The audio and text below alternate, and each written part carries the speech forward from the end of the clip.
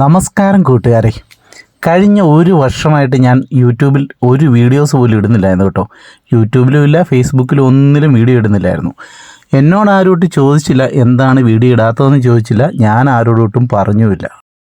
ഇതിൻ്റെ കാരണം കേട്ടാൽ ചിലപ്പോൾ നിങ്ങൾക്ക് ചിരി വരുമായിരിക്കും. കാരണം ഈ തെങ്ങ് ചതിക്കുക എന്നൊക്കെ കേട്ടല്ലേ, അങ്ങനെ കേട്ടിട്ടുണ്ട്. പക്ഷേ കപ്പളം ചതിക്കുക നിങ്ങൾ കേട്ടിട്ടുണ്ടോ?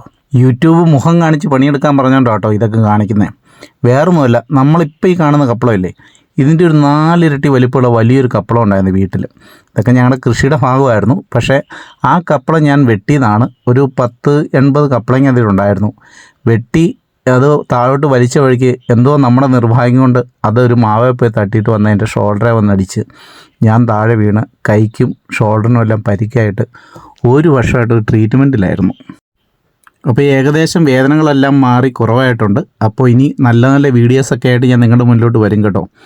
അപ്പോൾ വീഡിയോ ഇഷ്ടമായിട്ടുണ്ടെങ്കിൽ ചാനൽ സബ്സ്ക്രൈബ് ചെയ്തേക്കണേ. അതുപോലെ ലൈക്ക് ചെയ്യുക, കമൻറ്റ് ചെയ്യുക, ഷെയർ ചെയ്യുക. അപ്പോൾ പുതിയൊരു വീഡിയോയുമായി കാണും വരെ താങ്ക് യു സോ മച്ച്.